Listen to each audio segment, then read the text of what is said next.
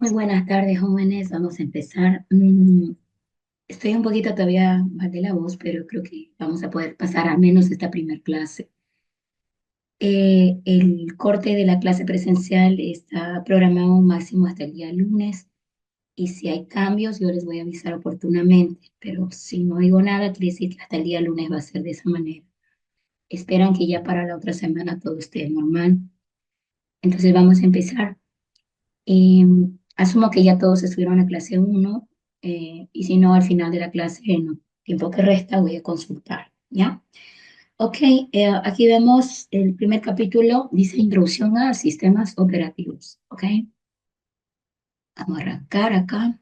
Vamos a ver qué es un sistema, vamos a ver la historia, cómo está armado el software sistema operativo, los tipos de sistemas y su procesamiento, cómo está implementado hoy en día y los modos de procesamiento del sistema. Y con eso deberíamos saltarnos a un taller uno, pero entre comillas, todo lo que es parte práctica está, vamos a decir, dejado para el final. ¿Listo? Por ahora, el taller uno va a ser más adelante, porque hemos quedado de acuerdo en hacer toda la parte teórica en este primer mes. ¿Ok? Ok, ¿qué es un sistema operativo? Mm, lo podemos definir muy fácil, es un administrador de recursos. El sistema operativo es el administrador de los recursos del computador. ¿Cuáles son esos recursos? Um, el hardware y el resto de los software, porque el sistema operativo es también un software. Entonces, cuando imaginamos cuál es el trabajo que tiene que hacer, de repente se nos tiene que venir a la memoria esta imagen. El sistema operativo es un software, el software más grande e importante que funciona en un computador. Es el encargado de administrar los recursos de hardware. Principalmente cuando hablamos de hardware, estamos hablando de procesador, porque recuerden que el procesador es uno solo y se comparte entre los muchos programas de aplicación y el mismo sistema operativo. ¿Ok? Recuerden que el procesador es el cerebro, la encargada de hacer las operaciones aritméticas lógicas. Entonces, es el que le llega una bomba de solicitudes todo el tiempo. También debe encargarse de administrar el SO a la memoria RAM, porque a la memoria RAM es tan importante, porque cuando tú ejecutas un programa, incluyendo el sistema operativo cuando está funcionando, este necesita alojarse en memoria RAM para estar disponible para el usuario. Entonces la RAM aloja los programas de aplicación en el momento de ejecución y de ahí su importancia. Cuando un programa cierra, el sistema debe liberar ese espacio o ponerlo disponible para que otra aplicación pueda ejecutarse en ese espacio. La RAM no es tan grande, pero el sistema hace, vamos a decir, uso de algunos algoritmos que pueden simular más memoria de la que realmente tiene el sistema para que nosotros podamos seguir trabajando como lo hacemos, prácticamente no pensando en que la memoria se va gastando. También el sistema debe encargarse de administrar los medios de almacenamiento para que los ficheros sean almacenados correctamente, para que luego puedan ser recuperados a través de los procesos de lectura. Y finalmente, los dispositivos de comunicación y entrada y salida también están administrados por el sistema operativo, y aquellos son los que propician entradas y salidas del computador hacia afuera y de hacia afuera hacia el computador. Por otro lado, el software que ejecuta el computador o el sistema operativo, vamos a decirlo, porque es el en realidad que lo ejecuta, también está controlado por él. ¿Y por qué tiene que controlar el software? Porque el software tiene una serie de acciones cuando empieza a funcionar. Una de las que se pueden destacar es que, por ejemplo, al empezar a funcionar, va a solicitar memoria RAM. El sistema operativo debe propiciar que se le asigne memoria RAM para que se ejecute. A la vez, cuando esté funcionando, va a necesitar operaciones de cálculo y también se lo va a pedir al procesador. ¿Y ya cómo lo pide? A través del sistema operativo. Entonces, por esa razón, las aplicaciones también están administradas o controladas por el sistema operativo. Y por eso ya está muy claro que él es el administrador del sistema. Entonces, normalmente cuando hablamos del sistema operativo, utilizo la palabra OS o SO, sistema operativo en español o operating system en inglés, ¿sí? Entonces, para William Stalin, que es uno de los autores principales de sistemas operativos, este es un software que controla la ejecución de programas y ofrece servicios como la asignación de recursos, acuérdense, asigna memoria y procesador, la planificación de los mismos, porque tiene que planificar en qué momento le va a poder dar a un proceso el procesador. Acuérdense que el procesador es único. Entonces tiene que planificar en qué orden va a asignar el uso de procesador a los diferentes programas de aplicación. Y finalmente, gestionar todo lo que es el proceso de gestión de datos o el control de las operaciones de entrada y salida. Aquí también nuestra frase para William Stein nos está pues rectificando lo que habíamos indicado anteriormente en la imagen, ¿ok? Es buena idea tomar en cuenta herramienta que trae Windows, que igual la vamos a analizar luego nosotros. Se llama administrador de tareas de Windows. Lo invoqué con el control al suprimir. También lo tienes en la barra de tareas, de abajo de pantalla, como administrador de tareas. Sácalo bien, por favor. Lo invocas y bueno, esta es una herramienta muy útil para monitorear lo que el sistema operativo está haciendo. Monitorear más que todo, ver lo que él está haciendo y en algunos casos incluso modificarle el comportamiento. Voy a esclarecerlo de la siguiente manera. Ahorita estoy viendo a procesos del sistema. Entonces, él desde aplicaciones a procesos en segundo plano, que son programas que funcionan en background, quiere decir, no los ejecuté yo, pero ni bien encendió el sistema, empezaron a ejecutarse porque son necesarios. Entonces, miren, acá está la lista de cómo cada aplicación está gastando CPU, memoria RAM y si tiene accesos a disco o red, ¿sí? Entonces, en este caso, miren que Zoom, acá Zoom y Google, que lo tengo abierto, en momentos está accediendo a la red de Internet, por eso dice movimiento de red. Ahí está. El total de uso de CPU ahorita está en 33 y si yo me pregunto por qué, solo hay que mirar por acá. Hay un alto consumo de CPU por la aplicación de Zoom, el administrador de tareas, lo demás es depreciable, ¿sí?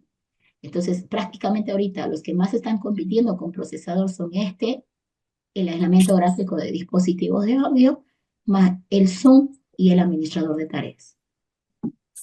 Si yo cierro una aplicación, imagínate que cierre Google. Google, miren, está abierto el navegador, pero miren todo lo que está gastando, ¿sí? Ahora tengo varias pestañas abiertas, entonces lo que voy a hacer, miren, por ejemplo, este Google que ya no lo estoy usando, me puedo decir, miren el recurso que está gastando. CPU ahorita nada porque está inactivo, ¿sí? Pero tiene un alto uso de memoria RAM, casi 1 GB. Entonces voy a decirle aquí botón derecho y finalizar tarea. Eso debería liberar todo lo que es el Chrome y liberar el espacio en memoria y liberar el uso de CPU que él tenía, ¿sí? Entonces, esta aplicación nos muestra muy bien la funcionalidad del sistema. Esta aplicación está funcionando con la tutela del sistema operativo. Un poquito para mirar a nivel gráfico, tenemos acá en rendimiento, miren el consumo de CPU, está en el techo mi consumo de CPU porque he estado haciendo muchas cosas, entre ellas um, um, varias ediciones y por supuesto en este momento lo que me tiene así es el acceso a Zoom, ¿ok? La memoria por lo tanto también se encuentra saturada, que está bastante alto esto, ¿ya? Miren que esto es como que de 0 a 100 y el 60% acá está, perdón, el 5 gigas de 8 que en realidad tengo se está consumiendo y eso se ve también en este alto histograma. Es mucho, ¿ya? Am, disco, por otro lado, tiene acceso a disco, ¿sí? Algo debe estar haciendo mi antivirus para que haya tanto acceso a disco en este punto, pero luego miren ya, pues parece que terminó. Bueno, creo que por ahí ya no hay nada que decir. Mm, creo que es todo. Cerrar esto. Y bueno, ahí está un poquito la idea de cómo el sistema operativo está administrando el sistema. ¿Cuáles son las siguientes? ¿Cuál de estos grupos de funciones que están marcadas marcaríamos como funciones que debe cumplir un sistema operativo? A, B, C, D, ¿cuál sería la? La A, Ah, la primera. Por supuesto, todo. Tiene que ser el sistema operativo propiciar una interfaz amigable para el usuario, ¿ya? Encargado de administrar los recursos también, y organizar la información que almacena en la computadora. O sea, todos son, vamos a decir, funciones que tiene que cumplir un sistema operativo. ¿Ok? Vamos un poquito de la historia de los SEO. Ojo, no es historia de la computadora, pero está muy relacionado con la historia de la computadora. Si vemos un poquito la historia de la computadora, vemos que primero estuvo el hardware y recién en la segunda generación de computadores aparecen los sistemas operativos. Entonces, la historia la vamos a ver desde el punto de vista de qué pasó en cada generación, pero me voy a enfocar puntualmente en el SEO. La primera generación, los 40 más o menos, estaba pues trabajando los computadores con los tubos al vacío o los bulbos. No existían sistemas operativos, aquí lo estoy aclarando, no existían sistemas operativos, más bien se utilizaban tableros enchufables para darle órdenes a la máquina. Este es un ejemplo de cómo funcionaban, cómo era la apariencia de los bulbos. Bueno, había muchos bulbos, tenían problemas de calentamiento, de consumir mucha energía, entonces fueron viendo cómo reemplazarlo y ahí es donde el bulbo es reemplazado por lo que llamamos nosotros el transistor. El transistor, por su naturaleza electrónica, les viene a facilitar en algunos puntos porque básicamente ha propiciado que hoy en día el desarrollo del procesador llegue a lo que ha llegado, ¿ya? Porque desde esta segunda generación hasta ahorita que vamos por la treceava, el transistor sigue siendo parte del procesador de los computadores, ¿ok? Por otro lado, en esta segunda generación, por primera vez aparece el sistema operativo y se lo llamaba orientado a monoprogramación, porque era de esta manera. Tú prendías la computadora y aparecía esto en pantalla.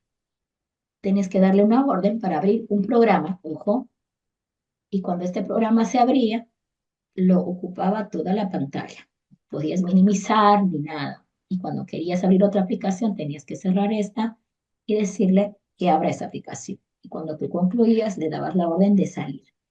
Dos problemas. Hay que escribir el nombre del programa y a veces no era una palabrita en inglés nada más. A veces tenía que ser una palabra más larga y eso ocasionaba dificultad para el usuario. No fue muy bonita la generación de sistemas operativos acá, pero fueron simples y eficientes. Significa que eran rápidos, relativamente rápidos y sencillitos, no ocupaban tanto espacio, realmente hacían su trabajo. Bueno, eh, la verdad que una vez que saltamos a la tercera generación empieza a ocurrir algo que sucede hasta hoy en día, que es empezar a encapsular en la pastilla de silicio varios transistores. En esta tercera generación vamos a decir que algunos transistores fueron encapsulados en la pastilla de silicio para poder elevar el poder de cálculo del computador. Además de que el transistor es cambiado por lo que llamamos ahora CI, el CI es el circuito integrado, el sistema operativo monoprogramación desaparece y empieza ahora a funcionar un sistema operativo orientado a multiprogramación. ¿Cómo logran esa multiprogramación? Bueno, administrando la memoria RAM de mejor manera, de tal manera que podía albergar a muchos programas funcionando al mismo tiempo. Entonces, en realidad el problema de la segunda generación era de que la RAM no la podían controlar muy bien para muchos programas y por lo tanto lo cerraron a uno solo. Entonces, ya en la tercera generación lo solucionan y podías ejecutar al menos algunos programas al mismo tiempo. Y es aquí cuando empiezan a aparecer también los sistemas operativos orientados a ventana, a botones, etcétera, ¿ya?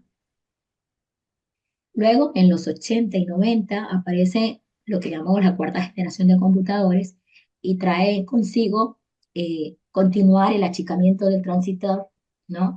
Continuar encapsulando, vamos a decir, cientos de transistores en la pastilla de silicio. Miren que esta es la apariencia del procesador de esta generación. Y bueno, aparecen los sistemas operativos orientados a ventana a full, como Windows 95, por ejemplo. Apple también sacó su primera versión ya mejorada, que las primeras versiones eran bastante lentas. Aquí vemos una versión Apple, aquí vemos una versión de Microsoft.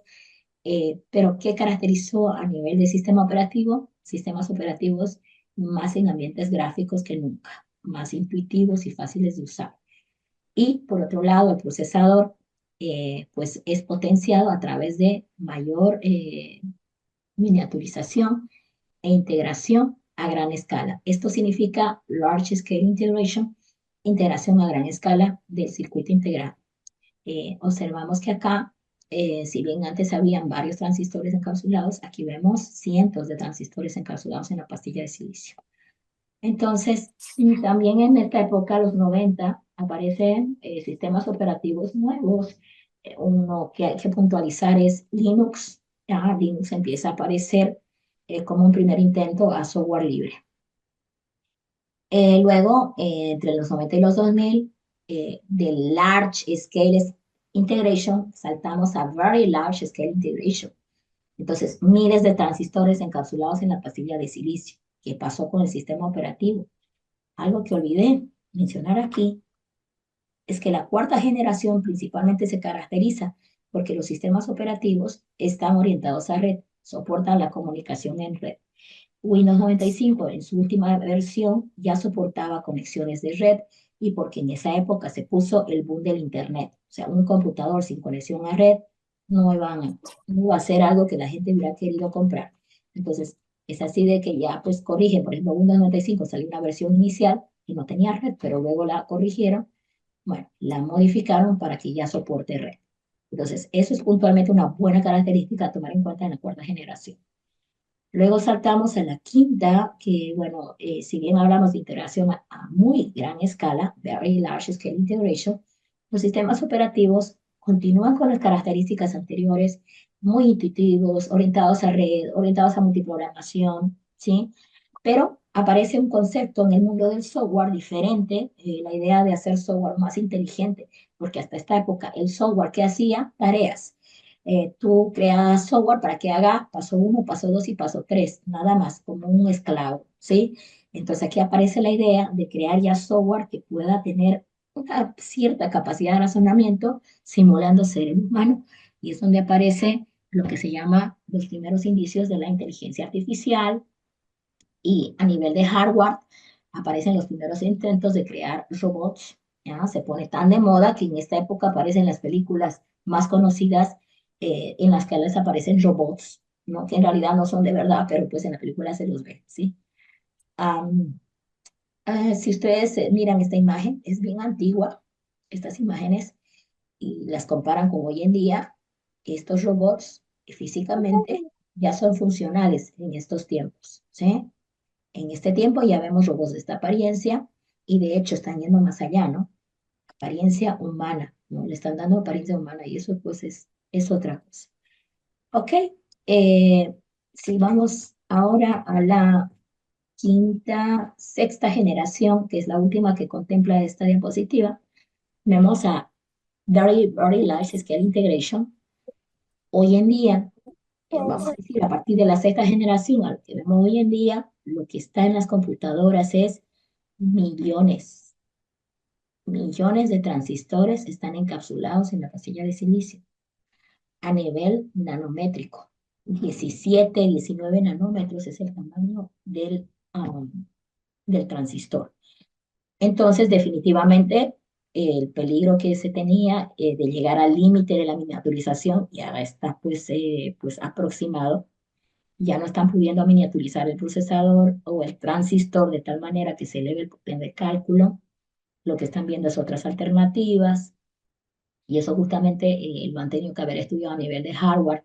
Recuerden que si estamos hablando de ahorita, la 12ª generación, hay algunos cambios que hay que tomar en cuenta, ¿sí?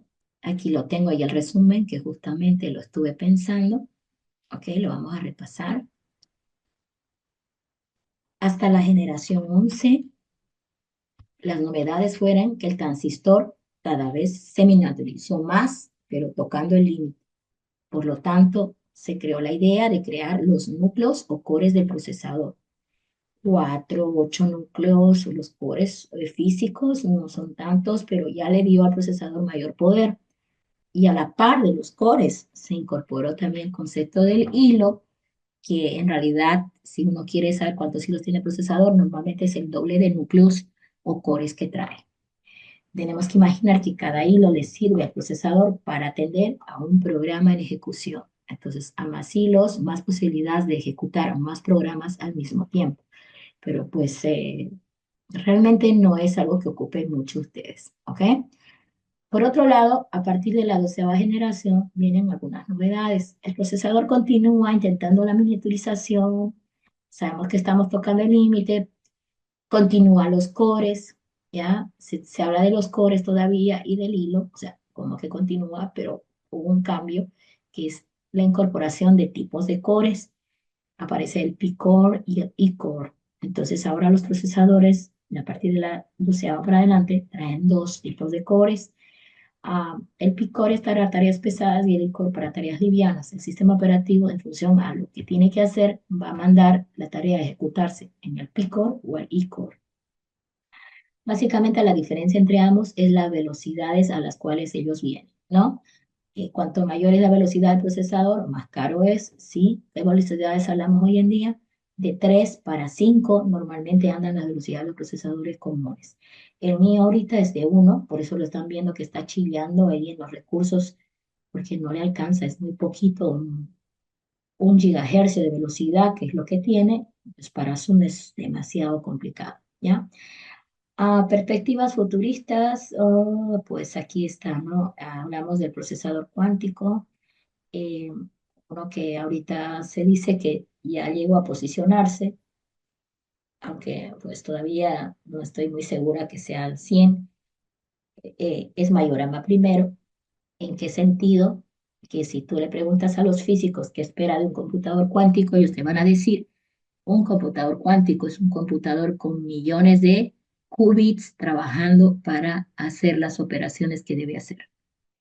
Y si vamos y revisamos un poquito, no estoy segura la cantidad, pero Majorana primero no lleva más de unos cuantos 100 y algo qubits trabajando dentro de él. Sabía que estaban intentando trabajar con ciento y algo, pero escuché en otro documental donde que apenas estaban probando con 4 o 5 qubits.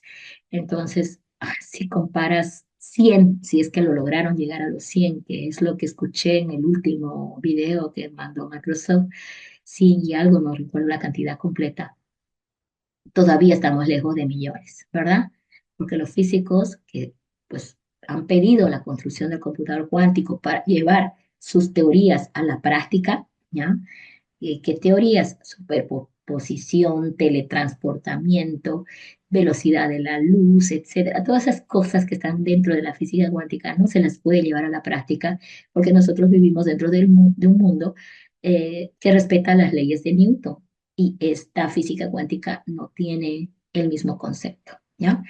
Um, un corto les muestro para cerrar este tema de la historia, porque ahora pues estamos obligados vamos a decir, hablar del computador cuántico, porque si repasamos la historia, nos vamos a dar cuenta de que en la generación 2 de computadores incorporaron a transistor, ¿no es cierto?, dentro del computador, y en la tercera generación lo pudieron encapsular o controlar de tal manera de que incrementaron el poder de cálculo. Y en la cuarta y en la quinta, y bueno, y así, hoy en día, millones de transistores están metidos ahí dentro. Sin embargo, ahora estamos como que en la segunda generación de las computadoras clásicas, si hablamos de computación cuántica. Están todavía como en una primera generación, pero están trabajando con algunos qubits, que no es nada a lo que ellos quieren. Ellos quieren llegar a millones, ¿ok? Eso hay que tomarlo en cuenta. Y bueno, pues no muestro un video muy explicativo de esto porque en realidad esto le interesa más a los curiosos del mundo. Ustedes saben que los físicos son todos los curiosos del mundo. El que es curioso estudia física. ¿Por qué? Porque se anda preguntando, ¿y por qué no puedo viajar a velocidad de la luz? ¿Y por qué no puedo volver el tiempo atrás? Ay, ¿por qué no puedo volver atrás y hacer de nuevo esto? Entonces, ellos son los curiosos del mundo y estos son los físicos. Entonces, no les voy a mostrar un video que explique completo porque ellos lo explican pues desde que es una física cuántica, ¿no? Voy a buscar algo más corto, que justo encontré uno en la mañana.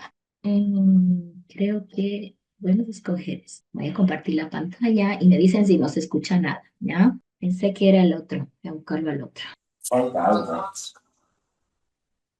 ¿Qué?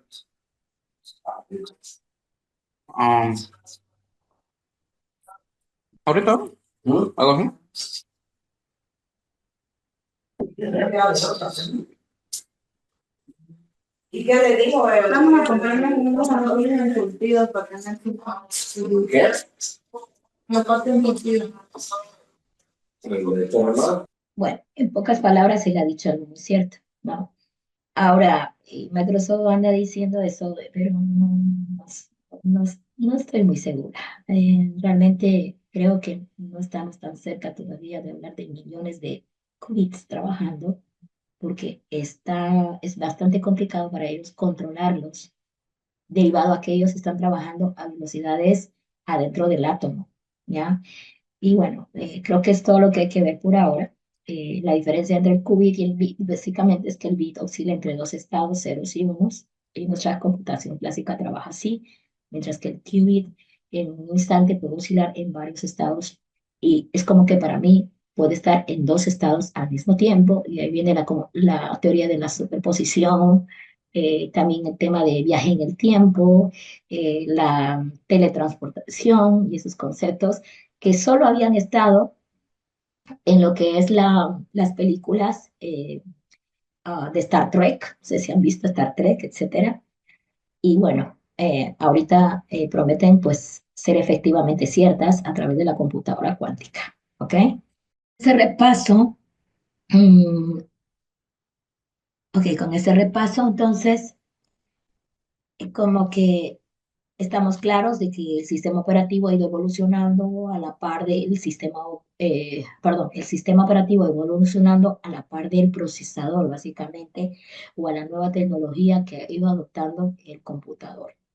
No sería posible tener los sistemas operativos de hoy en día orientados a gráficos si no hubiera desarrolladose el hardware en el cual funciona, ¿ya?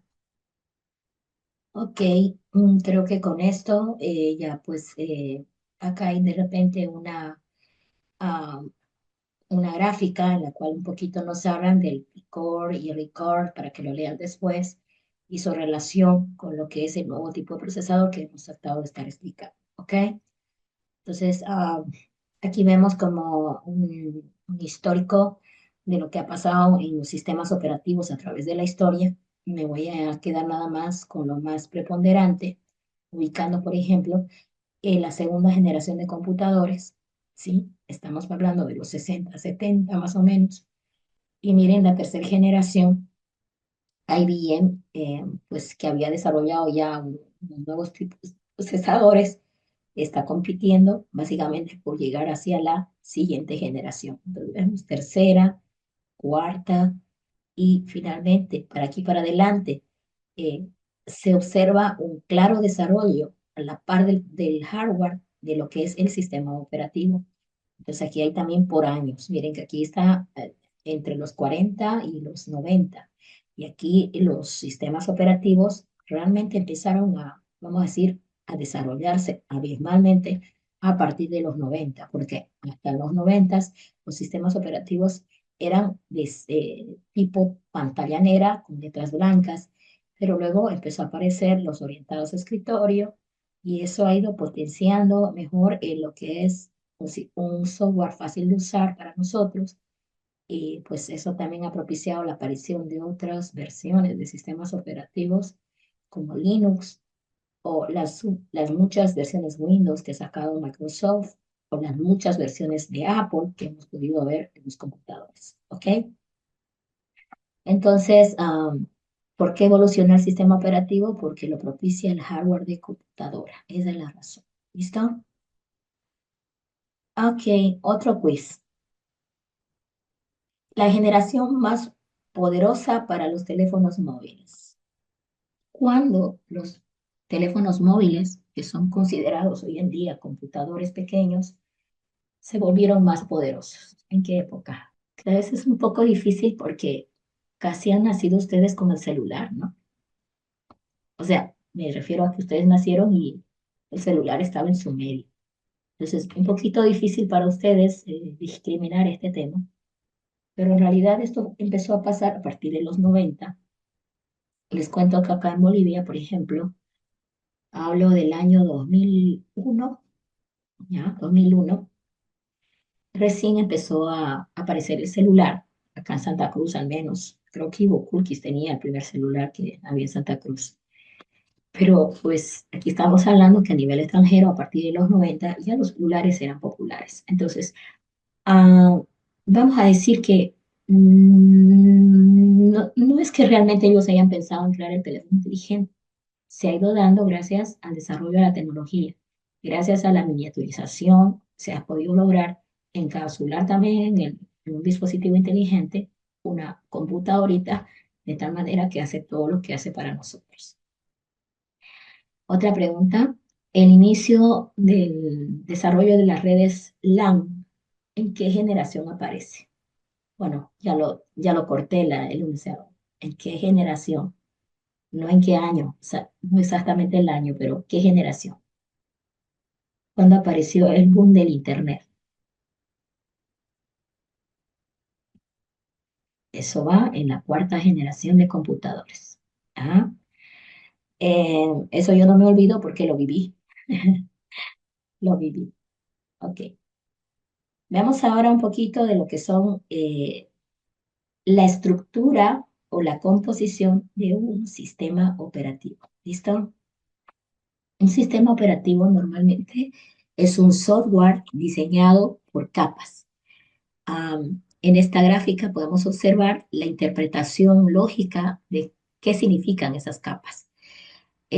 Las capas son como pedazos del sistema operativo que tienen un comportamiento interesante. Miren, aquí está la capa del sistema operativo o la parte del sistema operativo que trabaja a nivel de hardware. Por eso dice núcleo del sistema operativo. Entonces, lo más complicado del sistema operativo de programar debe estar por aquí, porque esta es la que está programado a nivel de hardware. Luego, arriba tenemos una capa que está encargada de las operaciones de entrada y salida. Otra capa encargada de la gestión de la memoria principal. Otra capa encargada del sistema de archivos. Otra capa encargada de intercomunicar al sistema con el usuario final. Por eso esta capa está arriba. Un intérprete es una interfaz entre el sistema operativo y el usuario. Les cuento que este es un intérprete, ¿sí? El CMD es un intérprete del sistema operativo Windows. Entonces, este es encargado de crear la interfaz entre nosotros y el sistema operativo, ¿ok? Entonces, el diseño por capas de un sistema posibilita de que cientos de programadores puedan programarlo al sistema operativo, ya que este es un software demasiado grande para implementar y gestionar. De repente, en cada capa trabaja un grupo de programadores y coordinan los cambios que hacen en el software de manera más transparente gracias al diseño de capas. ¿Qué dice el diseño de capas? Que los cambios que haga en capas superiores no debería afectar a capas inferiores. O sea que los cambios que hacemos de arriba a abajo no necesariamente le va a afectar al software en sus capas inferiores. ¿Sí? O sea, si, por ejemplo, les doy un ejemplo muy, muy burdo. Si en esta capa del CMD los programadores deciden que ahora la pantalla sea amarilla y nunca la podrás cambiar, ese es un cambio en el software del intérprete. El cambio que ellos hicieron acá no le afecta a quienes, a los programadores de la capa de archivos, de memoria o del núcleo, porque son capas para más. ¿Ok? Muy bien. Ahora, si bien es posible analizar por capas al sistema operativo, normalmente nosotros no nos interesa ir a esos detalles, solamente quiero especificar algunos elementos de las capas que son importantes. ¿Listo? Entonces, en la capa 1, bien al centro, está el núcleo kernel. El núcleo kernel normalmente está compuesto por estos tres elementos: la administración de CPU, el administrador de memoria RAM y el administrador de dispositivos. Normalmente le decimos que el kernel es la parte del sistema operativo que siempre está en memoria RAM. Entonces, cuando tú prendes la máquina, eh, la BIOS propicia que levante el sistema operativo o lo busca el sistema operativo en disco y de ese sistema operativo que es muy grande, sube el núcleo kernel a memoria RAM. Y por eso que pues el sistema operativo puede ser muy grande, pero en memoria RAM está ocupando realmente un espacio mucho menor. Entonces, ahí está la definición de kernel. Por favor, si esto lo pueden fijar, que es un kernel, para que lo discutamos. En pocas palabras, ¿cómo me lo definirían al kernel? ¿Qué es el kernel del sistema operativo? ¿Ok? Eso está acá. Es el software que siempre está en memoria RAM. Es la parte del sistema operativo que siempre está en RAM. ¿Listo? Con eso ya lo definieron bastante. Otra capa es la administración de las operaciones de entrada y salida para gestionar todo lo que es el flujo de datos eh, desde afuera del computador, ¿sí?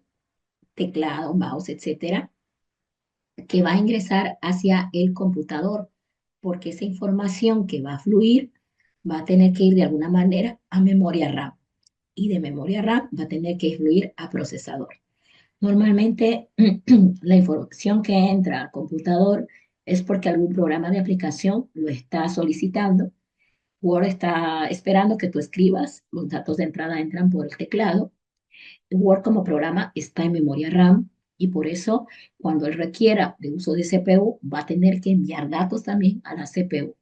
Ahora, ¿cómo le llegan los datos al procesador desde afuera? ¿Alguien, ¿Alguien me puede responder esa pregunta? ¿Cómo llega la información de afuera del computador hacia el procesador? ¿Qué pasó? Miren, acá estos son los periféricos, ¿sí? Están afuera de la caja case. Pero los periféricos a través de un cable normalmente se conectan a la caja case, pero no van a cualquier lugar, van a un conector eh, que está pegado de un componente llamado tarjeta controladora. Entonces acá lo que estamos viendo en realidad es a la tarjeta controladora.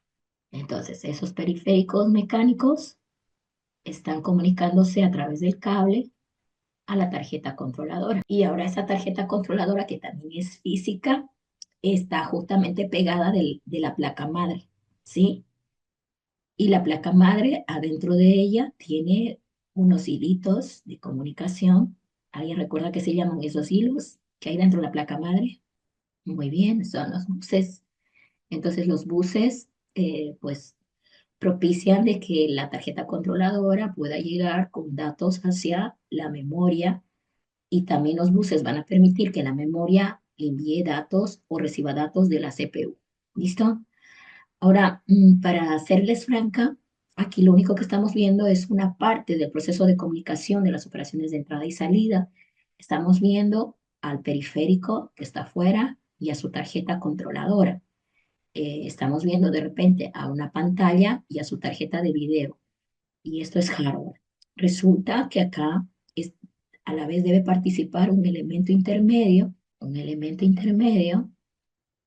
que lo voy a poner de manera simbólica. No es que sea tangible, en realidad no es tangible. Este es un software especial llamado driver, ¿ok? Entonces, justamente la importancia del driver reside en el hecho de que él les va a hacer la conexión que se necesita hacia el sistema operativo, porque recuerden que el sistema operativo es software y el periférico es hardware. Entonces, este driver o controlador que se va a comunicar con la tarjeta controladora, ese driver o controlador va a ser el encargado de llegar hacia el sistema operativo.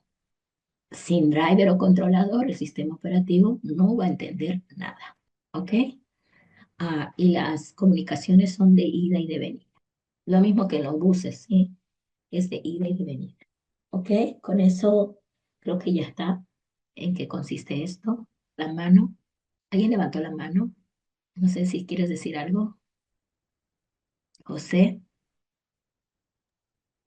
Disculpe, ingeniera, de la misma manera como el driver representa la parte del hardware, se controla de una manera que es intangible, así lo controla el kernel.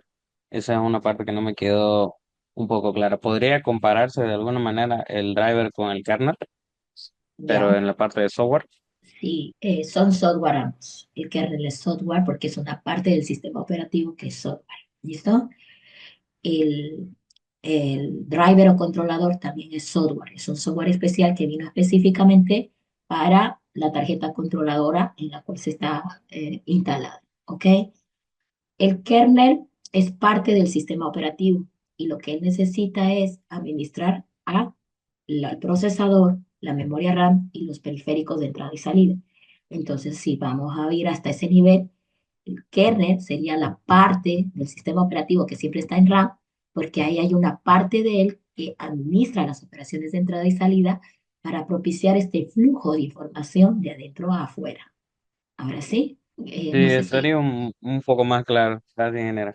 Ok, entonces son ambos software, solo que vamos a decir, el software controlador de todo es el kernel, básicamente, porque es parte del sistema operativo. El driver viene acompañando al periférico, por si acaso. O cuando compras una tarjeta controladora o un dispositivo que ya trae su tarjeta controladora incorporada, viene con su driver o controlador en un CD, o tienes que buscarlo en internet para descargar e instalar. Entonces, normalmente el driver es un externo, ¿no?, al sistema operativo y el kernel es el mismo sistema operativo. ¿Ok? También tenemos a la administración de la memoria RAM. Esto lo vamos a ver un poquito simple porque la RAM para ustedes tiene que verse así. Esto es la RAM. Es un espacio de direcciones de más o menos que parece un vector. Eso es un vector donde los programas al momento de ejecutarse van a ir a buscar alojarse en estas zonas de memoria. Si esta se llena y se satura, el sistema operativo tiene algoritmos internos que propician simular más memoria de la que realmente hay acá. ¿Sí? Entonces, esos algoritmos nos facilitan la vida a nosotros porque no nos enteramos nunca de que la memoria RAM se está acabando, porque normalmente no rebasamos los límites posibles. ¿A qué me refiero? Que si en algún momento rebasas el límite posible, vas a notar que tu máquina se ralentiza demasiado. Y tú intuitivamente reinicias el equipo, pero pues tal vez es suficiente con cerrar los programas de aplicación que no estás utilizando. Como vimos hace un momento en el administrador de tareas, cerré el Google y liberé memoria. ¿Sí? Entonces aquí estamos viendo que la memoria es uno de los elementos que interactúa con el CPU todo el tiempo. Uno de los grandes problemas es la carga que hay del flujo de datos que hay de memoria RAM hacia procesador. Y este flujo, por cierto, no es tan directo. En esta gráfica no se ve, pero existe lo que se llama unas memorias que llaman caché, que acompañan al CPU, que posibilitan que el flujo de información de CPU a memoria RAM sea más rápido, porque el CPU tiene una velocidad y la RAM tiene otra velocidad.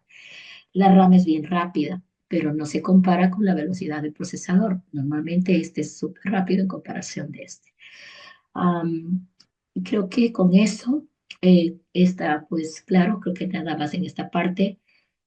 Bueno, acá está un poco dibujado lo que es un CPU, que básicamente aquí tiene un core nada más, aquí tiene una sola ALU, su unidad de control, los registros donde graba intermediaria, las operaciones intermedias que va haciendo, y una MMU que le permite controlar las direcciones entre comillas, de memoria para ahora por nosotros, ¿ya? Porque es un poco más complicado explicar qué es el MMU. Eso lo vamos a ver cuando veamos administración de la memoria, que es un tema que lo vemos en sistemas operativos. Por ahora, lo más importante es entender que gestionar la RAM es bastante complicado para el sistema. De hecho, una de las complicaciones que tiene es que tiene que albergar a muchos programas que comparten la memoria RAM. Esta memoria se la conoce como memoria genérica a la RAM, pero existe, por ejemplo, las cachés, normalmente son memorias, les llamamos memorias específicas o de propósito específico. Caché para el procesador, caché para disco duro, caché para impresora. Entonces, a diferencia de las cachés que vienen acompañando a dispositivos en específico, la memoria RAM se comparte entre el procesador, entre la impresora, entre incluso la pantalla del monitor, cuando el monitor requiere hacer uso de eh, ciertos programas requieren uso de memoria, van a necesitar, por ejemplo, también pantalla. Entonces estamos viendo que como que la memoria RAM está compartida entre los programas de aplicación y los programas de aplicación son utilizan más bien recursos de hardware diversos dentro del computador, no solamente el CPU, usan impresora, disco, etcétera, ¿no? Entonces, la memoria RAM es conocida como la memoria compartida del computador, ¿ya? No es una memoria, vamos a decir, exclusiva de algún componente. Todos lo comparten, aunque con el que más trabaja es básicamente con el procesador. ¿Por qué? Porque está teniendo él a los programas y los programas requieren tiempos de CPU para poder funcionar. ¿Ok? Luego tenemos más arriba la capa de archivos. Esta se encarga de que tus archivos, cuando tú le digas grabar, se graben y no se pierdan, o cuando tú busques un archivo, lo encuentres, lo puedas abrir y leer sin que se haya perdido. Entonces, esta se encarga de gestionar los procesos de lectura, grabado en disco y hacerlo sin que se pierda. En la capa 5 estaba el intérprete, la shell, el CMD es una shell o un intérprete, es una interfaz entre el usuario y el sistema operativo.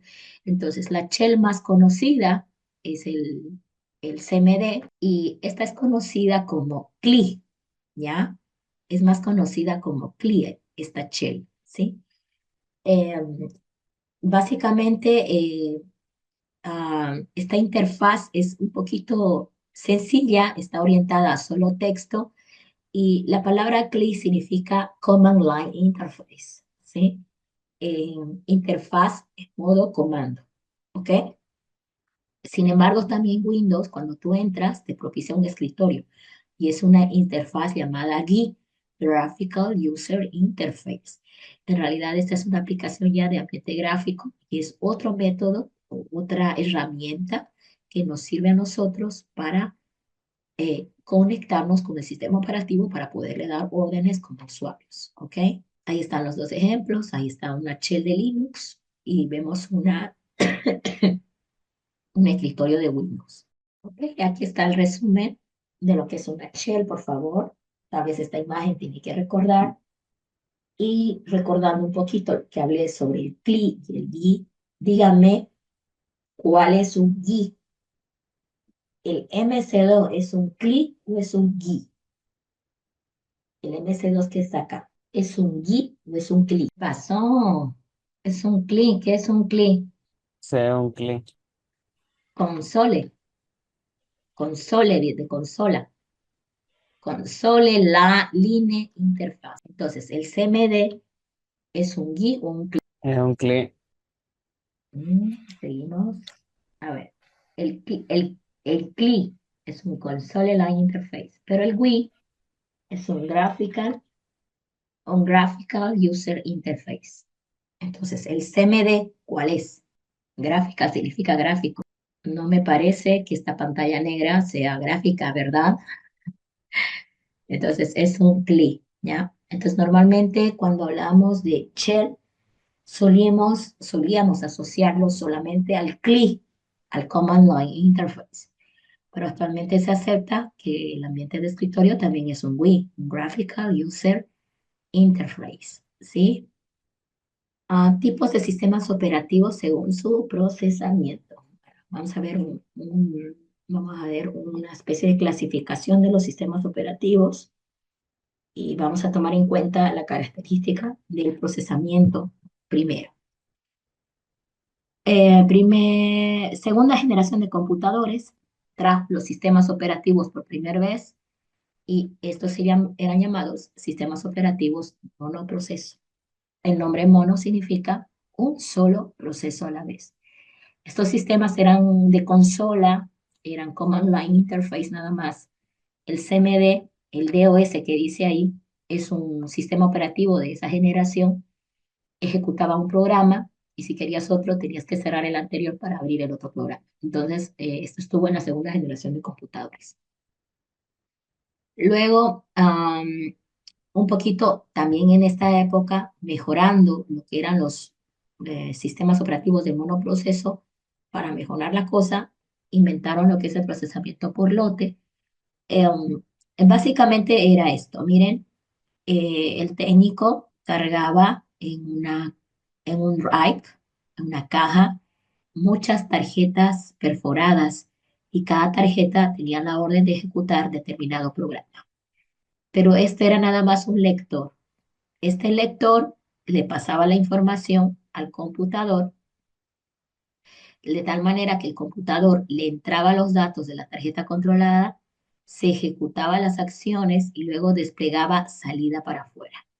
Esa salida otra vez era, vamos a decir, tomado por el técnico para mandar de repente a una impresora. Entonces, aquí lo que vemos es algo muy interesante. Este técnico acá se encarga de llenar las tarjetas perforadas en la caja. Ella simplemente está agarrando, una vez que las tarjetas perforadas han sido interpretadas, bajo la forma de una cinta, ¿sí? Pues que lo que estaba en la tarjeta lo llevaba, esto lo convertía a su forma de cinta, o lo grababa en una cinta, y la cinta era leída por el computador para procesar, y luego el resultado también normalmente lo llevaba a una cinta. Entonces, miren, en este momento, mientras él está procesando, este puede estar llenando nuevamente la caja de tarjetas perforadas para que este grabe una cinta donde tenga toda la entrada. Entonces, en este momento, estos tres componentes están haciendo tres cosas diferentes.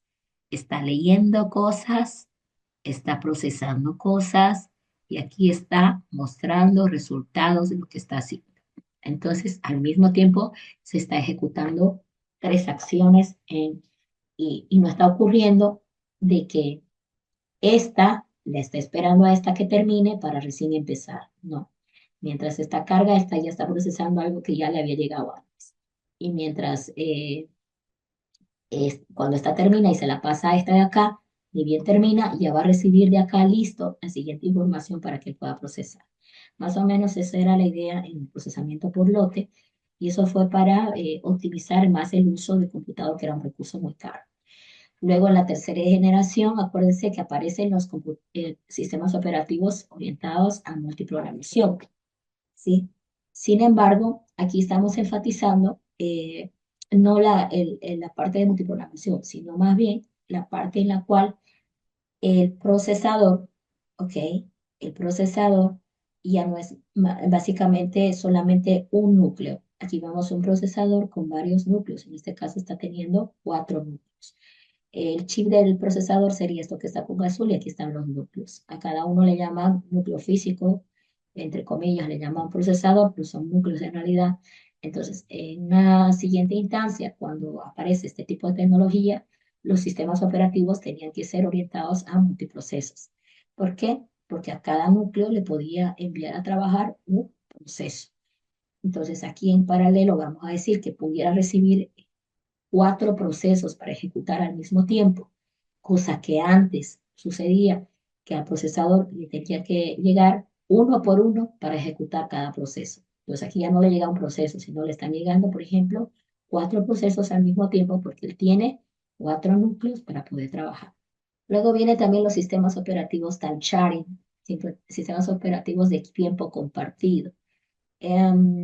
Estos fueron muy populares en la época que se hablaba de multiprogramación, multiusuario.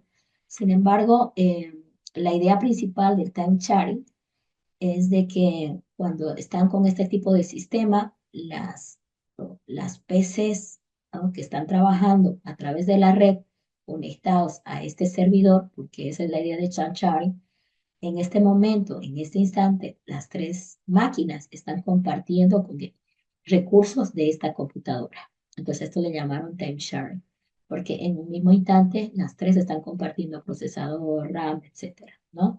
Entonces la idea de esto era de que ninguno de estos usuarios que están en las PCs note que están compartiendo un único recurso que era el servidor, ¿ya? Entonces, estos eran sistemas operativos orientados a time sharing.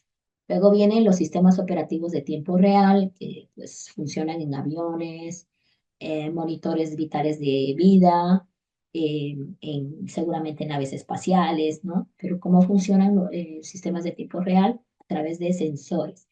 Los sensores son capaces de capturar datos muy rápido del entorno para enviarlos al computador a procesamiento. Entonces, por ejemplo, para el pronóstico del clima, los computadores que se encargan de hacer predicciones del clima tienen por todos lugares cientos de miles de sensores que van midiendo parámetros como temperatura, densidad de la lluvia, vientos, etcétera, cosa que los modelos de computadora son capaces de ajustar de tal manera que ellos pueden predecir cómo va a estar el clima en determinado día, por ejemplo, ¿ya? Lo de tiempo de real, algo que quiero que enfatizar es que estos sistemas, a diferencia de los que habíamos visto antes, no enfatiza lo fácil, lo bonito que va a ser el sistema. En tiempo real lo que se enfatiza es el tiempo de respuesta del sistema operativo, ¿ya? Es más importante darle importancia al cuán rápido van a responder ante eventos externos. Entonces son sistemas normalmente complicados. Ok, necesito que me ayuden a llenar este último quiz. Voy a poner números para que me digan con cuál, ¿ok? Bueno, ¿cuál? Cualquiera que sepan, dígame. Así vamos a empezar a desglosar. Hago uno yo, ¿ok? Multiprogramación. La memoria principal alberga a más de un programa del usuario. La CPU ejecuta instrucciones de un programa cuando se encuentra en ejecución. Realiza operaciones de entrada-salida, termina operaciones de entrada-salida, se pasa a ejecutar otro programa. Entonces, la memoria principal alberga a más de un programa de usuario. Es la palabra clave para definir a multiprogramación. ¿Me pueden dar otro? Sería el uno con el C. A Si ver, no, a ver, vayamos. el C. Uno con C, procesamiento por lote. Agrupa trabajos en lote para que se ejecuten de forma continua para no perder tiempo en la transición. ¿Ok? Perfecto. ¿En cuál de las definiciones habla de procesar en tiempos muy breves, es decir, lo más rápido posible? La 5, ¿con cuál va? Con la D. Perfecto. Y la D es tiempo real. Importa la velocidad de procesamiento, que debe ser corto, porque son sistemas donde la información debe procesarse instantáneamente, ¿no? En tiempo real. Muy bien. ¿Y cuál definición se refiere a permitir trabajar con máquinas que poseen más de un procesador? Comparten memoria y reloj. ¿Qué sistemas son estos? Que tienen más de un procesador. Por favor. Claro, multiprocesador, ¿sí? Y nos sobró una que no estaba muy clara: almacenamiento temporal en disco. En los años 50 se logra disminuir el tiempo de carga de los programas, haciendo que la carga de un programa y la ejecución de la siguiente tarea fueran simultáneas mediante almacenamiento temporal en disco. Eso es. ¿Ok? Los puntos extensivos complementan. Ok, vamos a quedar acá y ya vamos a terminar el capítulo, implementación moderna de un multiproceso. Entonces, lo que ahorita ahí vamos a analizar, cómo es que el multiproceso está implementado en los sistemas de hoy en día, ¿ya? No sé si hasta ahí hay alguna pregunta, ¿no? Muy bien, entonces ya el día lunes vamos a continuar con lo que continúa.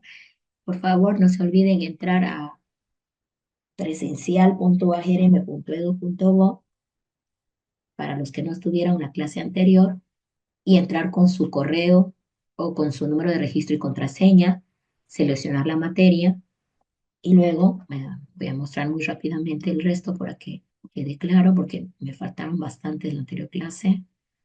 Cuando entras al ambiente de la plataforma, en mis cursos vas a encontrar las materias inscritas. Ahí va a estar Sistemas Operativos 1 y en la pantalla principal está para que se peguen del grupo de WhatsApp y si quieren vean la lista de reproducción de los temas de la materia.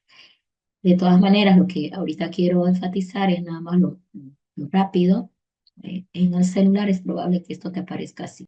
Entonces acá tienes este menú para recorrer el curso completo y tienes este submenú para algunas otras cosas adicionales. ¿Listo? En el menú también puedes moverte por las grillas en orden En inicio vas a encontrar el primer día de clases, está cargado lo que llamamos carpeta pedagógica, que tiene, si esto no se habilita a la derecha, tú lo habilitas con el piquito. La carpeta pedagógica para ustedes va a tener datos de la asignatura, ¿sí? Va a tener sistema de evaluación, ahí está, ok. 25, 30, 30 y 15. Entonces, 60, 85, 100. Ok, ahí están los 100 puntos de las ponderaciones y las fechas principales para exámenes. Ah, cualquier actividad en plataforma que requiera resolver cuestionario va por 3 puntos extras en la materia. Si pues lo haces no pierdes, pero si lo haces ganas 3 puntos extra. Ahora, aquí es importante entrar porque están cosas como la bibliografía, a veces con enlace de descarga, ¿sí? Para que puedas acceder a los libros de la materia. Y si ya terminaste carpeta pedagógica, por ejemplo, puedo volver a inicio ahí. Está el cuestionario de diagnóstico que debes resolver, por favor, todo el mundo. Está también el cronograma de actividades. Este es un PDF donde está más detallado esto que se está viendo aquí en esta línea de tiempo. Está coordinado con las fechas de exámenes, ¿ya? Tenés también, esto es todo lo que hay en inicio. Me voy a ir a la unidad 1, es lo que ahorita estamos viendo. Me entro acá y van a ver que está todo lo que estamos avanzando en la materia. Ahí está. Avanzas con el siguiente, etcétera. Pero bueno, si aquí te hace preguntas, todo eso está haciendo los 3 puntos máximo que puedes hacer en la materia. Interesante que después de cada tema hay autoevaluaciones, igual que el diagnóstico, las autoevaluaciones hay que hacerlas, está permitido hacerlo hasta 3 veces cada una, el sistema se queda con la nota más alta que logres, y también las autoevaluaciones son de repaso para el examen y para llegar a los 3 puntos extra máximo. Entonces aquí vemos unidad 1, unidad 2 y 3, que son las teóricas. Luego vemos a talleres, que ya es la parte práctica, donde vamos a ver a Windows, el CMD o el símbolo de sistema, el concepto de máquina virtual, virtualización de sistemas operativos, instalación de sistemas operativos, postinstalación y configuración de sistemas operativos, y una breve síntesis al soporte de los sistemas operativos. También aquí pues tienen al proyecto, pero el proyecto falta harto para hacerlo, es más de la mitad del semestre realizado para que haya proyecto, pero tienen 2 prácticos, por ejemplo, ¿sí? Accedes a prácticos y aquí ya están cargados y cuando entras a uno, te sale la fecha en la que se va a cerrar el práctico. Recuerden que los prácticos, eso sí o sí les pido que lo suban por plataforma. Puedes hacerlo digital o en tu cuaderno, pero después lo conviertes a PDF y me lo mandas acá porque acá te va a aparecer a ti un botón que dice agregar entrega. Entonces con eso yo ya recibo el práctico, ¿ok? Tienen tiempo para hacer el práctico 1, que es de índole investigativo, preguntas sobre los sistemas operativos básicos, etcétera. Entonces, nada más sentarse a internet, buscar, no me copien ni peguen cualquier burrera que encuentren, por favor. Cualquier concepto que busques, apropias y lo escribes en tus propias palabras. ¿Listo? Ahí viene el valor del práctico. Cuando copian y pegan de internet, léanlo para que vean por qué no quiero. Primero, que hablan el lenguaje nada formal. Segundo, tú tienes que leer por lo menos lo que estás copiando y pegando, porque a veces hay información errónea que hay que filtrar. ¿Listo? Creo que con esa aclaración ya está ya todo. No sé si alguien tiene alguna pregunta. Todo muy claro, Inge. Muchísimas gracias entonces. Van a disculpar que está un poquito acatarrada hoy, pero bueno. Yo voy a pasar en formato PDF el apunte de hoy. No paso video porque no tengo en estos tiempos ya el recurso de computadora. No, les cuento que no podía actualizarla. Y si yo me pongo a procesar un video suyo, me tarda la tarde entera. Entonces, pues no. Dije, mejor obligo a los estudiantes a estar en la clase, a apuntar lo necesario y le paso en formato PDF el apunte del día. Eh, pero por favor, ahorita tengo justo reuniones, lo voy a hacer al final del día todo lo que pasé hoy en las clases. ¿ya? Se los paso directo al grupo de WhatsApp. Esclarezco que algunos, no sé si ha pasado en este grupo, algunas autoevaluaciones como esta, están con fechas mal. Aquí, por ejemplo, esta dice válida. Ay, ¿dónde está? Está en modo edición y no me dice hasta cuándo es válida. Aquí vamos a ver. Ay, no le sale. Bueno, creo que a ustedes sí, pero a mí esto me... Ah, miren, no está configurado, lo voy a arreglar.